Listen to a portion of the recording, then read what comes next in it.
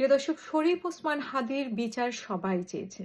সবাই বলতে ধর্ম বর্ণ বেঁধে বাংলাদেশে যারা বসবাস করে সবারই একটাই দাবি, শহীদ হাদি হত্যার বিচার হতে হবে। মানে এটা এমন একটা নির্মম হত্যাকাণ্ড যে তফসিল ঘোষণার পরের দিনে তাকে হত্যা করা হয়েছে এবং নির্বাচন বাধাগ্রস্ত করার একটা প্রক্রিয়া ছিল। সেই প্রক্রিয়ার প্রথমেই শরীফ ওসমান হাদিকে সরিয়ে দেওয়া হয়েছে। ইভেন নির্বাচনের 3 দিন আগেও আপনি দেখবেন যে নির্বাচনের 3 দিন বা কয়েকদিন আগেও আমরা দেখেছি যে হঠাৎ করে মানে শহীদ ওসমান হাদির বিচারের জন্য সবাই রাস্তায় নেমে গেল, পুলিশের সাথে সংঘর্ষ হলো ইনকালাব মঞ্চের। তো এইভাবে আসলে নির্বাচন কেন্দ্রিক মানে যেই আক্রমণটা ছিল পুরোটাই কিন্তু শহীদ ওসমান হাদিকে কেন্দ্র করে এবং শহীদ ওসমান হাদির মানে জীবনকে কেন্দ্র করে সবকিছুই কিন্তু শহীদ ওসমান হাদির উপর দিয়েই গেল নির্বাচন বানচালের যে প্রক্রিয়াটা ছিল। কিন্তু সেই শহীদ ওসমান হাদির যখন আপনার অপরাধী আসামি ধরা পড়লো, মূল আসামি যে ফয়সাল, অনেক নাটকীয়তার পরে সে ভিডিওতে আসে, কন্টেন্ট বানায়, তারপরে সে কোথা থেকে ঢাকায় আছে না কোথায় আছে সেটা নিয়ে অনেক নাটক চলেছে কয়েক মাস, এবং তার বিচারের জন্য মুহূর্তে মুহূর্তে এটাকে ইস্যু করে রাস্তায় নামা। সেটারই সমাপ্তি হলো যে গতকালকে শোনা গেল যে সেই আসামিকে ধরা হয়েছে এবং সাথে আরো কয়েকজন।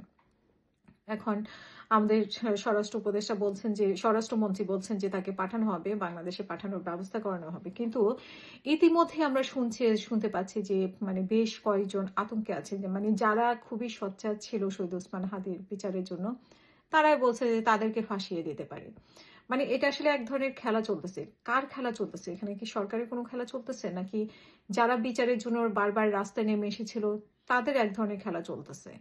এখানে এক ধরনের মানে কি বলবো ধোঁয়াশা তৈরি হয়েছে যে যারা এত সোচ্চার ছিল তারা কেন ভয় পাচ্ছে, যে তারা কেন ফেঁসে যাইতে পারে এরকম ভয় পাচ্ছে। এমনও দেখেছি যে হাসনাত আবদুল্লাহর একটা পোস্ট মনে হয় আমার চোখে পড়েছিল, যে এমনটা বলছে যে তাদেরকে যেন কোনোভাবে ফাঁসানো না হয়, তাদেরকে রিমান্ডে নিয়ে আর মানে আসামিদেরকে রিমান্ডে নিয়ে এমন কারো নাম যাতে উচ্চারণ করাতে না হয়, মানে এইভাবে ফাঁসাতে পারে। তো এগুলোও বা কেন বলছে, এইসব প্রশ্ন কেন আসছে? আমরা একটু জুমার কথা শুনি, তাহলে আরেকটু ক্লিয়ার হবে। তখন তারা অটোমেটিক লাফায়। ব্যাপারটাও এরকম, যাদের যাদের ধরা খাওয়ার সম্ভাবনা আছে, যখনই শহীদ ওসমান হাদি হত্যার বিচারের আওয়াজ উঠে আমরা একটা পক্ষকে দেখি তারা খুবই ইম্পালসিভ হয়ে যায়, খুবই একদম ইম্পালসিভ আচরণ করতে শুরু করে।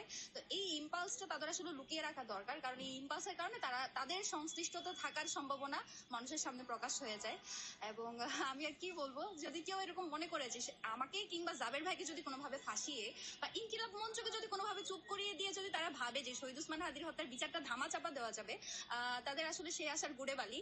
কারণ বাংলাদেশের 8 লক্ষ মানুষ একটা মানুষের জানাজায় শহীদ মানে সামিল হয়েছে, এবং তারা বারবার পুরো বাংলাদেশ থেকে মানুষ এসে সেই মানুষের কবর জিয়ারত করছে, সারা বাংলাদেশ থেকে মানুষের বিচার দাবি করছে।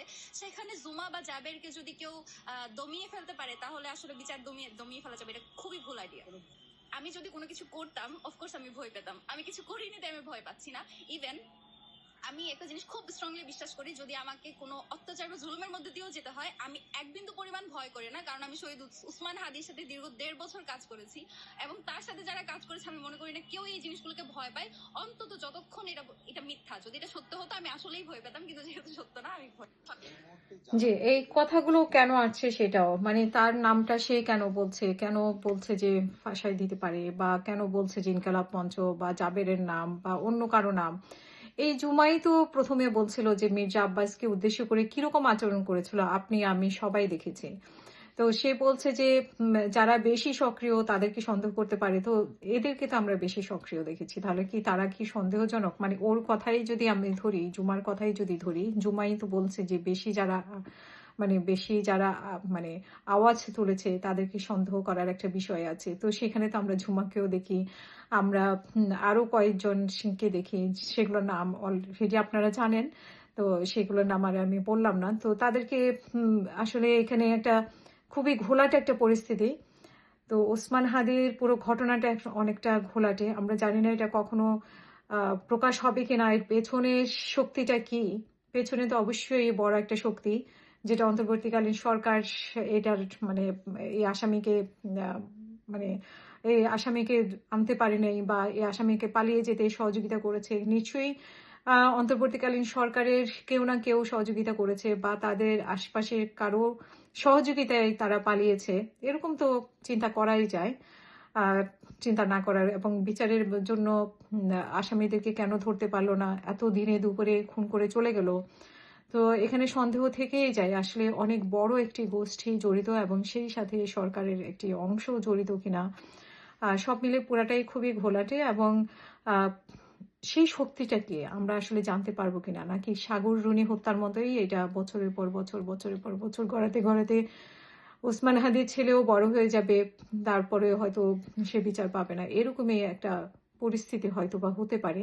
যাই হোক, দেখা যাক। ফয়সাল তো ধরা পড়েছে, ফয়সাল থেকে কোনো কিছু সত্য উদ্ঘাটন হয় কিনা। আমরা কোনো নাটক দেখতে চাই না, যেটা গতকাল, হ্যাঁ আমার মনে পড়েছে যে হাসনাত আব্দুল্লাহ বলছিল যে আমরা জজ মিয়া নাটক দেখতে চাই না, আমরা আসলে কোনো নাটক দেখতে চাই না, যেই জড়িত থাকুক সত্যটা বের হয়ে আসুক, সেটাই আমরা কামনা করি।